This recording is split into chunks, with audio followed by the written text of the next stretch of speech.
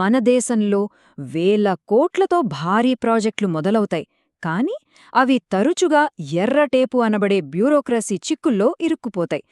ఏళ్ల తరబడి ముందుకు సాగవు. మరి ఈ అంతులేని జాప్యాన్ని ఆపడానికి, ఈ చిక్కుముడిని విప్పడానికి అసలు ఒక మార్గముందా?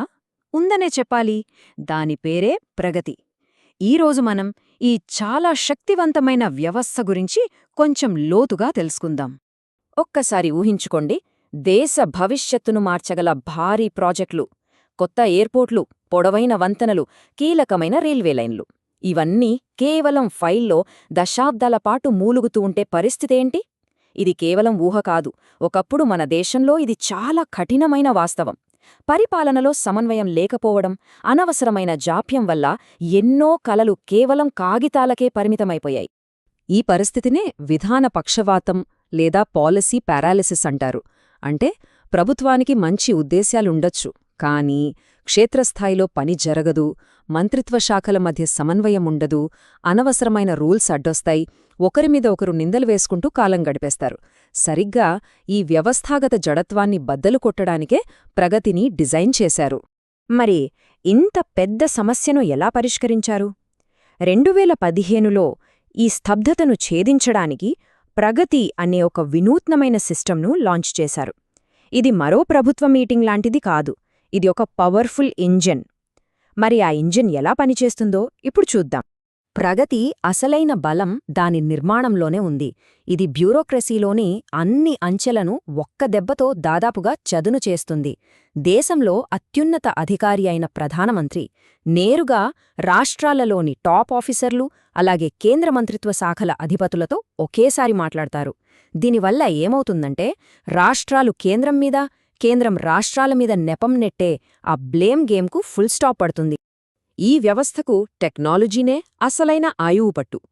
ఫస్ట్, ప్రాజెక్టులకు సంబంధించిన మొత్తం డేటా ఒకే చోట అందరికీ అందుబాటులో ఉంటుంది, సో ఇక అబద్ధాలు చెప్పడానికి ఛాన్సే ఉండదు.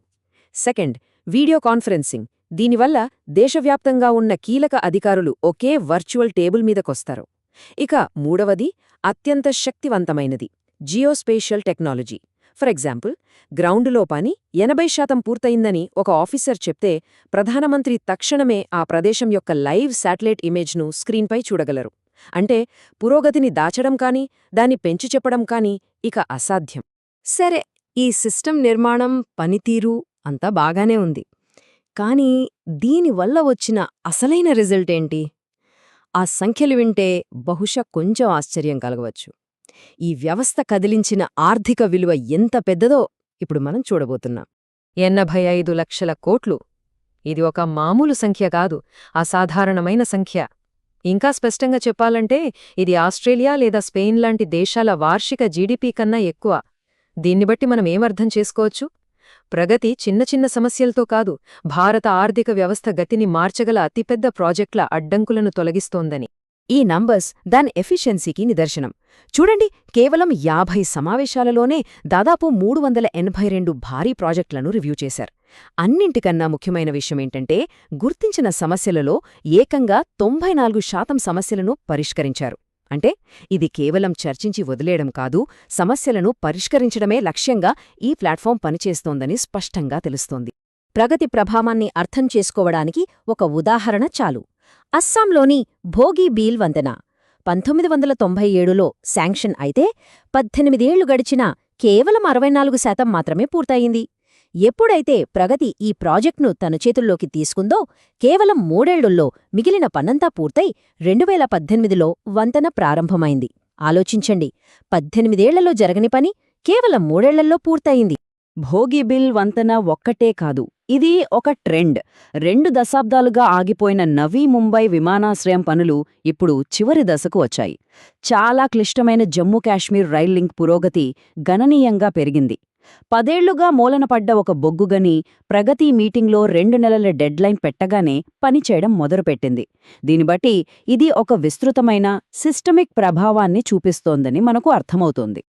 అయితే ప్రగతి ప్రభావం కేవలం సిమెంట్, స్టీల్తో కట్టే భారీ ప్రాజెక్టులకే పరిమితం కాలేదు. దాని అలల ప్రభావం, అంటే రిపుల్ ఎఫెక్ట్, సామాన్య ప్రజల జీవితాలను కూడా తాకుతోంది. అది ఎలాగో ఇప్పుడు చూద్దాం. ఈ ప్లాట్ఫామ్ గృహ నిర్మాణం, పారిశుద్ధ్యం, ఆరోగ్య బీమా లాంటి 61 కీలక సంక్షేమ పథకాలను కూడా మానిటర్ చేస్తుంది. దీనివల్ల ప్రభుత్వం ఎంత డబ్బు ఖర్చు చేసిందనే దానిపై కాకుండా ఆ పథకాల ప్రయోజనాలు నిజంగా అర్హులైన వాళ్లకు చేరుతున్నాయా లేదా అనే అవుట్కమ్స్ అంటే ఫలితాలపై ఫోకస్ పెరుగుతుంది.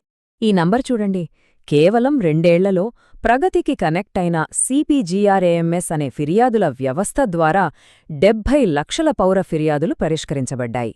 ఇది ప్రజలకు నేరుగా రిలీఫ్ అందించడంలో ఈ సిస్టమ్ ఎంత కీలక పాత్ర పోషిస్తోందో మనకు తెలియజేస్తుంది. ఈ డేటాను ఒక మానవీయ కోణంలో చూద్దాం. ఏళ్ల తరబడి రావాల్సిన పెన్షన్ బకాయిల కోసం ఎదురుచూస్తున్న ఒక మాజీ సైనికుడు CPGRAMSలో కంప్లైంట్ చేసిన కేవలం 8 రోజుల్లోనే అతనికి రావాల్సిన ₹1,78,000 అతని అకౌంట్లో పడ్డాయి. ఇది ఈ వ్యవస్థ యొక్క అసలైన ప్రభావాన్ని, ఒక వ్యక్తి జీవితంలో అది ఎంత పెద్ద మార్పును తేగలదో చూపిస్తుంది. ఇప్పటివరకు మనం ప్రగతి సాధించిన విజయాల గురించి చూశాం. కానీ పూర్తి చిత్రాన్ని అర్థం చేసుకోవాలంటే నాణానికి రెండో వైపు కూడా చూడాలి కదా. అకాడమిక్స్ ఏమంటున్నారు? దీనిపై ఉన్న విమర్శలేమిటి? ఒక బ్యాలెన్స్డ్ వ్యూ చూద్దాం.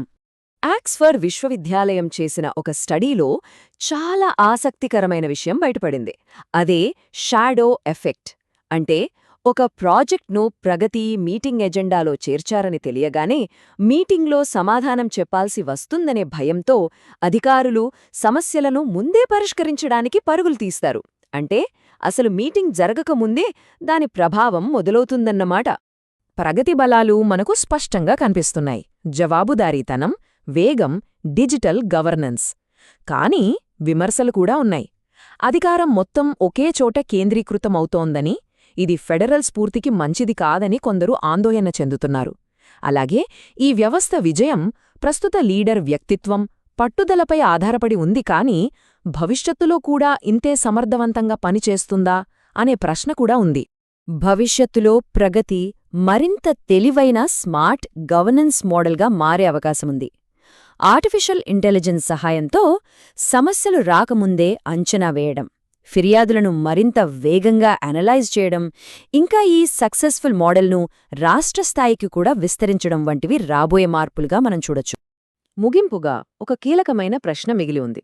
ప్రగతి లాంటి టెక్నాలజీ ప్లాట్ఫామ్స్ ప్రభుత్వ పనితీరులో శాశ్వతమైన మార్పును తీసుకురాగలవా, లేకపోతే వాటి విజయం కేవలం ఆ టైంలో అధికారంలో ఉన్న లీడర్ పట్టుదల, వాళ్ల పర్సనాలిటీపైనే ఆధారపడి ఉంటుందా?